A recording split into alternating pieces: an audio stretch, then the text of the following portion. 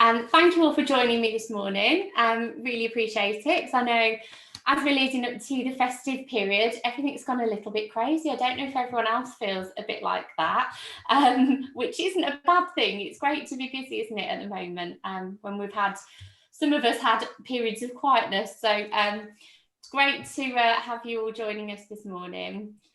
And what I wanted to do was kick off with a poll before I launch into delve into how to make your online event successful. So I'm just going to put this out there and be as honest as you can.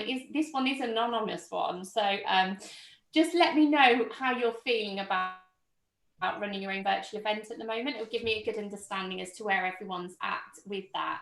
So I'm just putting that out there at the moment.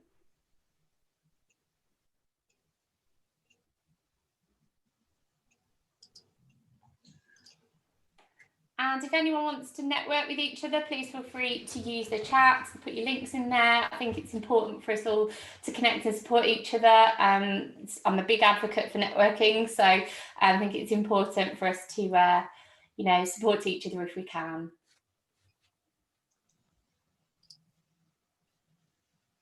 How's everyone doing with the poll? Okay, that's quite interesting.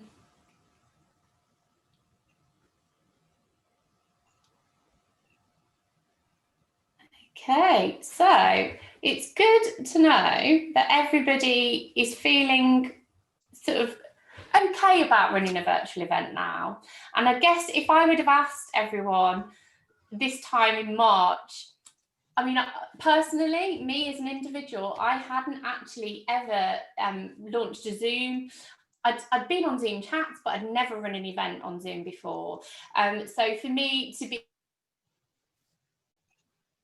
running an event, a webinar now, and helping clients to run virtual events, you can see what a steep learning curve it actually has been. And I think it's important for us all to recognise that whilst it isn't going to be the be all and end all, actually virtual and hybrid are going to definitely have a prominent place in, events, especially in the first, I'd say 6 to 12 months in the future.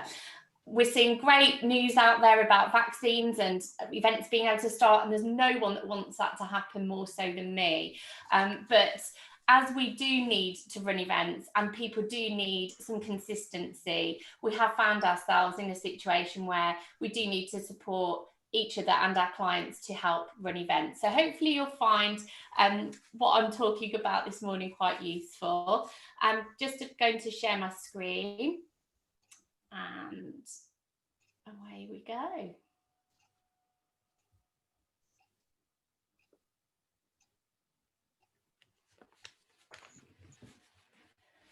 So as mentioned, this year we have been deprived of attending physical in-person events, and obviously with the vaccine on the horizon, our empty calendars should soon start filling up, but for the time being we do need to look at what we need to consider for hosting a virtual event. Obviously, whether you're planning it or whether you're attending it, there is a lot to consider. There's the marketing of the event, the content about the event itself, the guest speakers and how well versed they are in presenting in a virtual playing field. They may well be used to presenting in in-person events, but it's very different kettle of fish when you are actually presenting online. It's not just about getting the event right. Obviously, you want to make sure it's memorable as well, and that people have got the right budgets, everything that's needed. To run a normal event, you still have to factor in for virtual. So what are we going to cover this morning? How you can make your online event a success, and how to promote it, where you need to start and what you need to factor in. What platform is really one of the key things that a lot of people do ask me, which one do I choose? There's that many out there and everybody's saying that there's the best, so how do we even start with that? And also the location of where you host your event as well has and is becoming more and more important, really. Obviously, if it's a big event, so if it's a conference, if it's, you know, an exhibition, or if it's something that's got a lot of elements to it, generally speaking, I would really advise you not to go that alone. So it's important to have the right team in place to support you with it. Understanding the technicalities, you know, I would put my hand up here. I'm not a techie person at all. I've learned what I need to learn, but I do have my production team who help support all the intricacies. And again, it's about that team methodology. I spoke about, you know, getting the right speakers and getting the right audience engagement. That's really essential, because you need to make sure that your event is memorable. And again, as we touched on, hybrid and the future of online events is really, really important. You do need to embrace it. It is going to be here for a long time, if not indefinitely. Obviously, in-person events is something that we're all craving for, but I do know that there will be a really steep hybrid element to that. And also the festive ideas downloads. Because you joined me today, I'm quite happy to email across to you some festive virtual ideas, some of the things we've been working on for clients over the last few months. So hope you enjoy it. And at the end, you know, more than happy to answer any questions and have a chat with you about, you know, what challenges you might have or how you want to make a start on your virtual event journey. So what's important to factor in? You've definitely got to get the message right. You've definitely got to give yourself a time allowance in terms of how soon you start promoting your event, what channels you promote it at, who your target audience is, and making sure that you're hitting all the right notes in that respect. So your event branding, you know, what key things do you need to factor in? You need to make sure that your event branding replicates everything that you want the essence of your event to be. So there's no point, you know, putting branding out there and then when people attend, they sort of it doesn't align.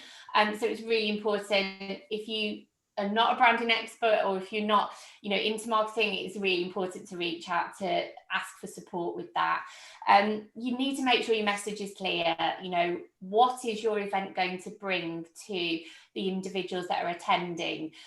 So make sure people understand the nature of the event right from your synopsis when you're advertising it, and also through the content of the event that you're delivering on the day. Seeking your target audience has never been more important. We are all really, you know, used to Zooms. Some of us have got serious Zoom fatigue. We've been on Zooms throughout the day. So how do we make sure that we're going to make our event, you know, stand out? And it's really important to make sure that we do that, and that we make sure we research where our audience is. So if you've got certain social channels you as a business or an individual sit at, you need to make sure actually that you are researching where your audience are. It may not be the platform that you enjoy being on, but you need to make sure that you're prominent in there. Also, depending on how big your event is, you may want to, as well as a social campaign, you may want to do press releases, radio interviews, give your event the voice that it deserves. So that's really, really important and a really great place to start.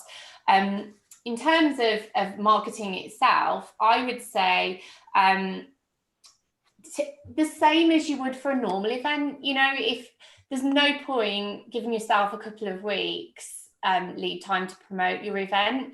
I would say at least a month to 6 weeks, even for virtual, because as I say, we're all throwing those events out there. Lots of people are picking and choosing what they want. And if you're not promoting it enough, you know, you need to be sick of seeing the sight of the message before the client actually sees it. So make sure that you factor that in as well.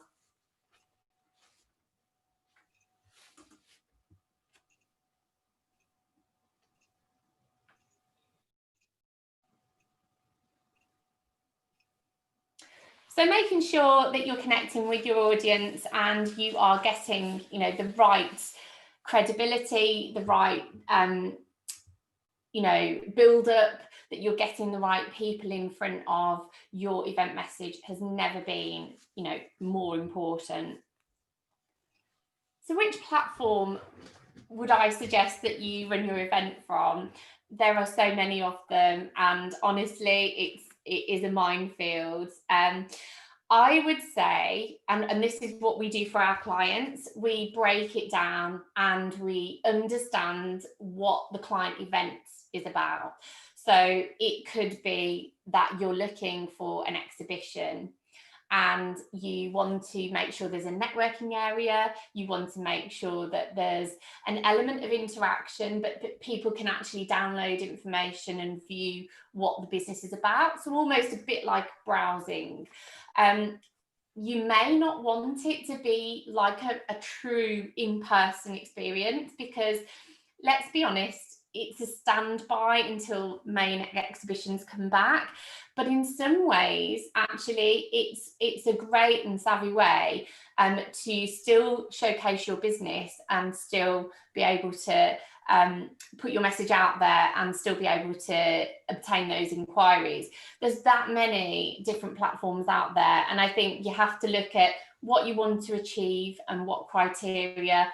You need to focus on the essential event deliverables. So what is it that you want your exhibitors to experience? What is it that you want the delegates to experience when they're moving around the platform and seeing everything that's happening? So you really need to get down to the nitty-gritty and the basics of what your event has to have.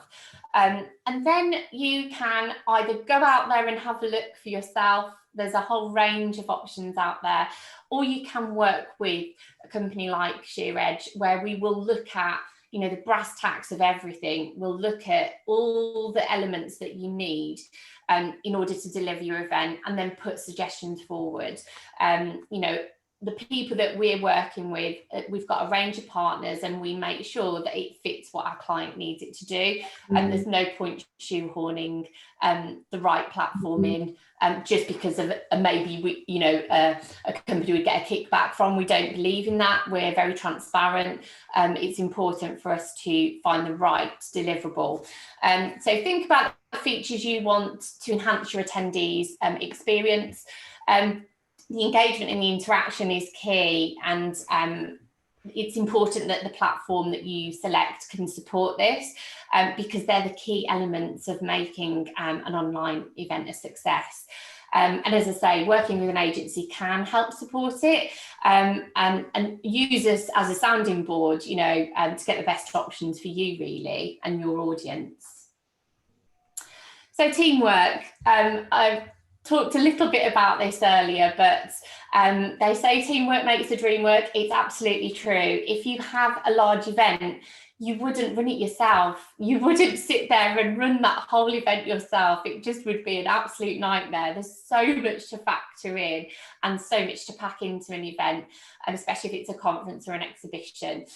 So I would say have the right team in place, whether they're an internal team or whether you use part internal and part organisation that can support you. I would say you really do need, as a minimum, if it's a large scale event, anything from 100 people upwards, you definitely need a logistics manager to help moderate and either move delegates or support connecting them to different places. I would say you definitely need a production manager, who can handle the tech element. So just think about the platform or the broadcasting channel that you're hosting your event on as your venue, and that's the best way to think about it. You also need to have a runner almost, who might be fielding chat messages. They might be connecting different elements. They might be sending Zoom links out to your audience and sending the last bits of marketing out. So it's important to have the right team in place. I can't stress that enough, because you don't, your reputation, and you don't want to have egg on your face, and in that respect. So the technicalities, as I said, I am not a techie person, but I do know enough to be able to give you some guidance, and if you do have really super technical questions, I can get them answered, but maybe not this morning. But I am, you know, here to make you understand that, as I said, I haven't actually run a virtual event before lockdown myself, and now I'm hosting a webinar, and we are running virtual events with our team on a regular basis. So it's really important for you to know that whilst it might be a scary thought, actually it's not that bad, and as long as you know the process and you know what you need to do, it's absolutely fine. So what you need to know, I would say you need to understand how many broadcasting channels you need. So for instance, we're currently working on a client's all-day conference for December, and they're having a paint party, believe it or not, a virtual paint party. They are having a virtual mind reader. They're having some awards sprinkled in between, and they want to host it on Teams. So they want to use Teams Event Live to host their event, but they want to bring in all these different elements. So it can be done, but it's important to understand what the client's looking for and manage their expectations based on what that platform can deliver. And again, you know, I'll always lean on my production team and say, how can we make this work and what's the best way? So where do you turn for the more complex, you know, technical aspects? Definitely, I would say if you were looking to have so an award ceremony, for instance, and you wanted it to have a bit more of an in-person feel, then hiring a studio or utilising a venue and creating a studio in one of their rooms would definitely be, you know, top of my list of things to suggest, because you've then got the technical capabilities and a studio that you can use to broadcast everything. So you've almost got a pre-approved team right there to be able to run the rest of your event. In terms of limitations, as I've said, if you don't look to utilise external or internal support to help you broadcast, you can get a bit unstuck. So, you know, I really would consider either using external support or making sure that you've got a couple of other people to help support you run your events. Are there fail-safe options and to ensure the safe delivery of the event?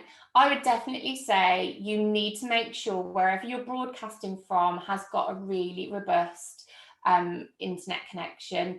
And if you use somewhere that has got a studio, they will have that. They'll have 1, 2, 3, 4, maybe 5 different fail-safe options. So if option 1 goes down, it's easy to switch it to the next one, and you really need that for the credibility of your event. So I would say they're really key things to factor in. So we come on to speaker training and audience engagement, and you know, it's really important to make sure that your audience is engaged. So I'm now going to launch the next poll. I'm just going to stop screen share here because I would like to know what your thoughts are about what, you know, if I could wave a magic wand today, what would be the one thing you'd like to take from? It's important to have that interactivity. So I think it's important to answer this question if you can.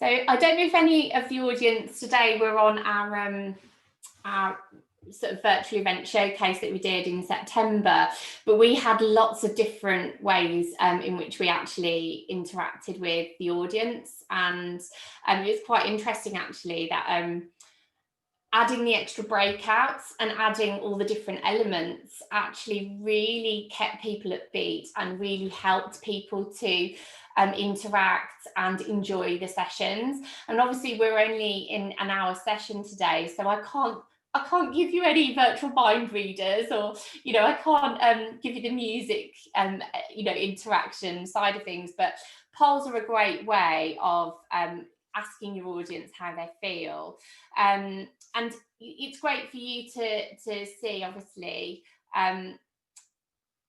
Basically, a lot of you want to have a bit more understanding and the types of virtual events that work well, greater insights how to run a virtual event, and a clearer understanding of how to promote your virtual events. So that's brilliant, and hopefully we'll cover these things for you today. So thank you for taking part in that. I'll just carry on with the slides.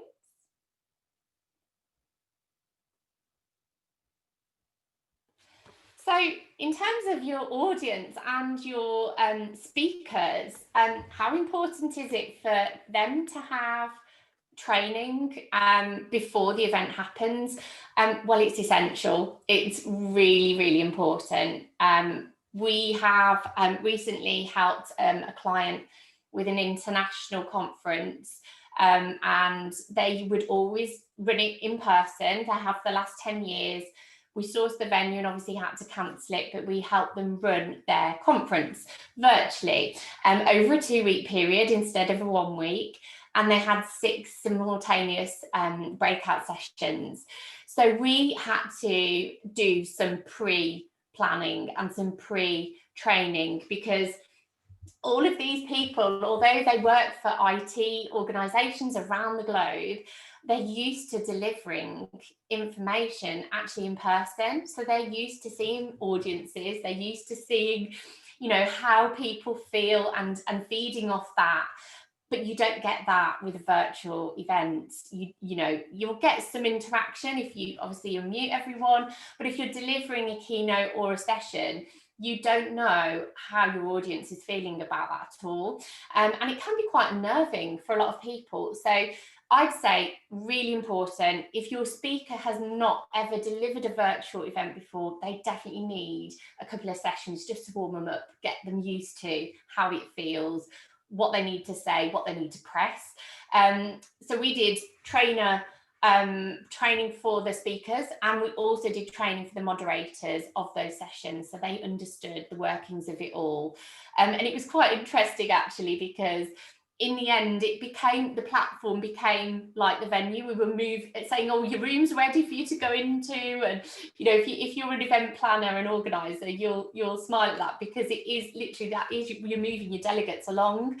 So how to keep your audience engaged? I mean, studies show that 49% of marketers said the audience engagement is the biggest contributing factor for having a successful virtual event. And I would agree, really. I think any sessions that I've attended, I've always thought, if you can break it up a little bit, have a bit of a chat, have a Q&A.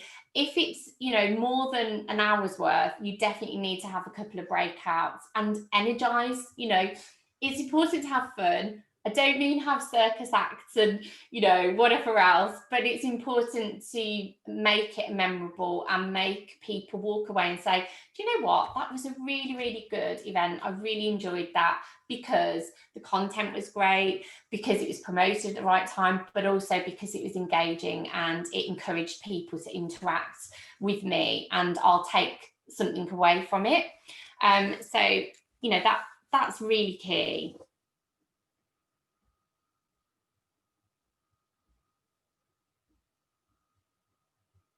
So hybrid events and the future of online events. As I've mentioned, our recent case study, we had an international association. They usually run their events every year for the last 10 years, and they've had over 500 people each year on year.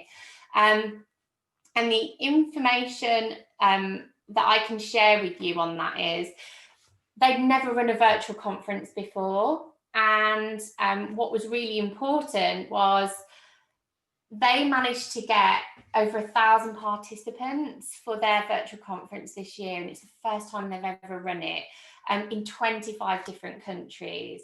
So they've now given us a remit that they absolutely need the in-person event next November, but they want a hybrid version to align with it.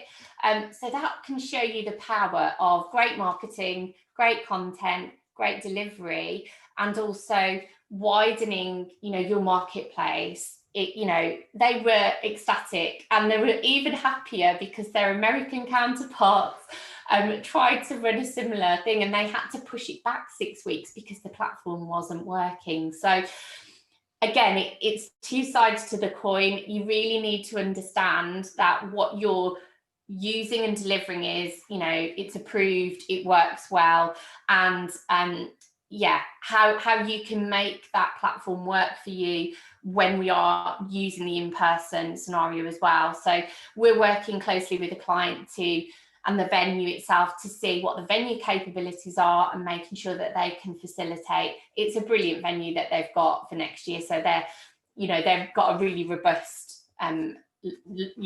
Wi-Fi capabilities and hardwire capabilities. So we're happy with that.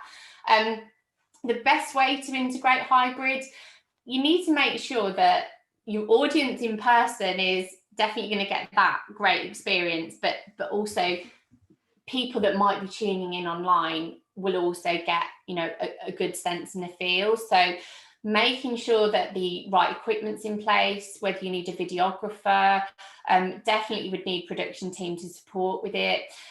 Sometimes the venues can actually provide that as part of your package that you book with them. Sometimes you need to outsource. They'll either have AV companies that they would recommend, or if you book via an agency and they're supporting you with the event, and they will build that into their package as well. So it's important for you to know that that's something that can be done and it's possible. It's just making sure you've got the right equipment to help you deliver that. How do I know if it'll work for my event if I've never run a virtual event before? Well, hopefully my client's experience has helped you to persuade you that it can work and it is possible. One thing I would say to you is don't leave it, don't wait until there's an in-person event. And the one thing that this year has taught us at Sheer Edge is that don't rest on your laurels. Don't wait for something to happen. Make it happen for yourself, and your competitors are going to be embracing it. So you need to make sure that you're doing what you can to get your message out there and make sure that you're as prominent as your competitors are. So don't rest on your laurels. Make sure you work to make this happen for you. What do you need to consider when speaking with venues? Well, you do need to make sure that you've got your AV covered, and you've got you need to also factor in not only the in-person audience. So obviously you'll know if you want to have 50 theatre style or cabaret style, you need to factor in what staging you need, but also for the production side of things you need to make sure it's sizable enough to factor that in as well. So besides your in-person, you also need to factor in what you need for your virtual element if you are going to be running a hybrid. And this concludes sort of the initial overview of how to make your virtual event successful.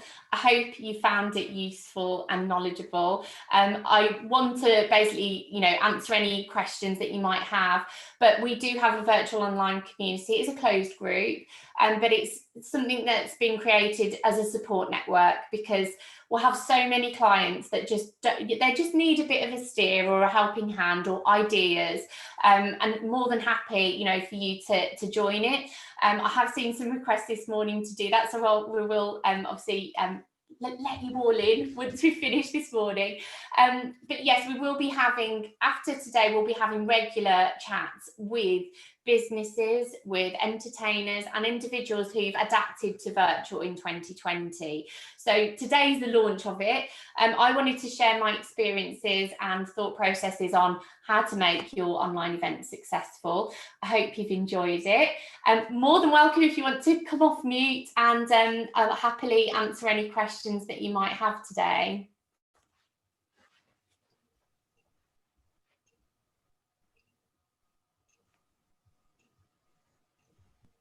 Don't be shy. Jo, can I ask something? Yeah, of course you can. As you know, I've been running these virtual events. I've been running, well, throughout lockdown. But I do know that the future for me with my event planning will be hybrid events. Yeah. And I was particularly interested in what you had to say about hybrid. How would you advise somebody like me who's established, who's got a following, and now I've picked up a national following, how would you advise me to take that forward? I think in the hybrid sense, I mean, you've done it, amazingly well. And, SheerEdge participated, didn't we, in your virtual expo, and that was brilliant and absolutely to be applauded. And I think, like you say, I think you just need to continue to keep that momentum up. I would say marketing's key, really, isn't it?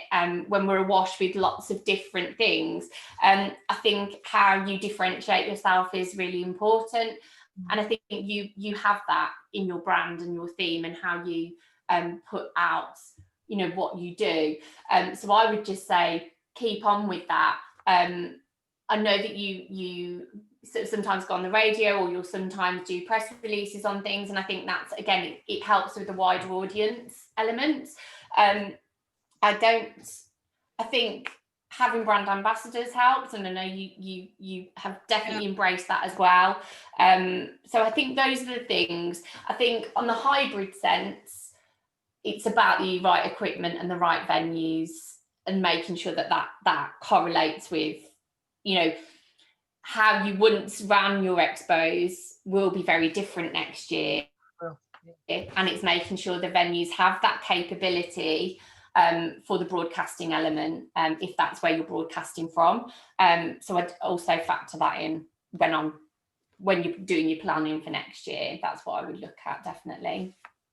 Yeah, I think we're at a stage now where everything people like you and I know about planning an event, you can forget that, because it doesn't apply for what's to come. No, that's it. And I think there's so many things that are sort of question marks as well. So there's so many uncertainties that we just don't know, what to think, do we? And I think that's the tricky part, is until we know a date that larger scale events can happen. I know we've had announcements and that all sounds very positive, but I think until we've got the key dates and we know for sure it's going to happen, I think a lot of people are more comfortable to sit on virtual and run that way.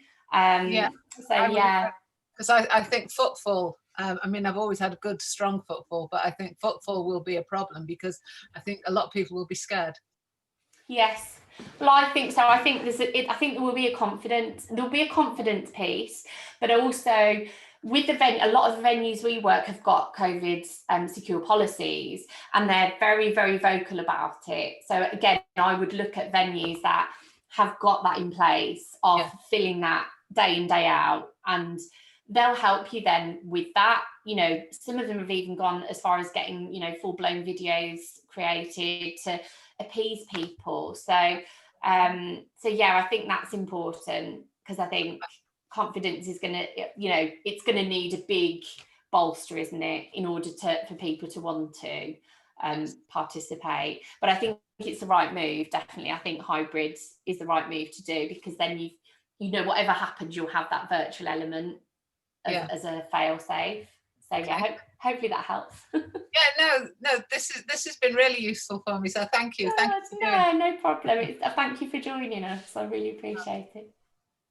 Has anyone else got any questions? I think, if I can, I just want to add to what you were saying. I think when you're planning your events, whether it's hybrid or virtual, you've got to think about the customer experience first. So if you're thinking about a hybrid event, you've got to think about the in-person experience and the customer experience, but also there's that extra element of how can you record it so that you can create snippets that you can use then to market future events. Yes, I think absolutely. if you think for every event, how can you record it separately and do different things with it, because to keep pushing your name out, and Sheila, you're saying you want to kind of grow that network, and then for every event you do, think about, okay, how am I going to record parts of this, and to seed kind of future kind of content and campaigns. Amazing. That's great advice, Vanessa. Thank you. Have you got any questions at all, or I think I've covered everything?